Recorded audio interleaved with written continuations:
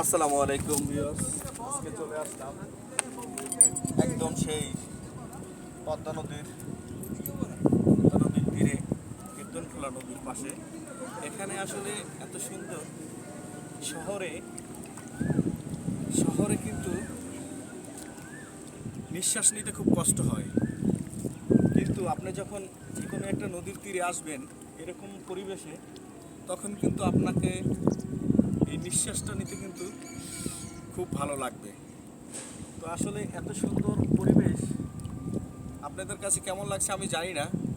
আসলে আমি শহরের ভিতরে দম নিতে কষ্ট হচ্ছিল, কিন্তু যখন আমি এই শহরের বাইরে সাইডে নদীর পাশে চলে আসলাম, তখন কিন্তু এসে আমার দেখতেছি যে যে ভিতরের থেকে যে নিঃশ্বাসটা নিচ্ছি আর বের করছি, একদম পরাণটা জুড়িয়ে যাচ্ছে।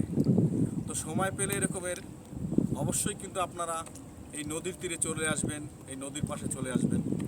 কারণ নদীর পাশে এসে যখন আপনি বসবেন, দেখবেন এই নদীর দিকে যখন তাকিয়ে থাকবেন, তখন আপনার কাছে আসলে মনে হবে পৃথিবীটা অনেক সুন্দর। আপনি যখন এই শহরের জ্যামজট, শহরের ব্যস্ততা সময় এগুলো যখন পার করবেন, কিন্তু এই নদীর পাড়ের যে দৃশ্য এবং এত সুন্দর পরিবেশ, এটা কিন্তু আপনি কখনই বুঝতে পারবেন না।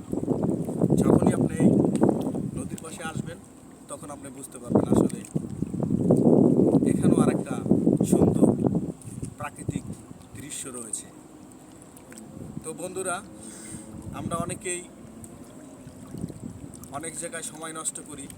আমি মনে করব যে আপনি যখন নদীর পাশে আসবেন অথবা এরকমের কোনো নির্জন জায়গায় চলে যাবেন একা, যখন আপনার মন খারাপ লাগবে, তখন এইসব নির্জন জায়গায় চলে যাবেন, আপনার ভালো লাগবে আশা করি।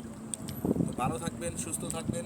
আপনাদের সাথে দেখা হবে আবার যে কোনো ভিডিওতে বা যে কোনো ব্লগে বলেন।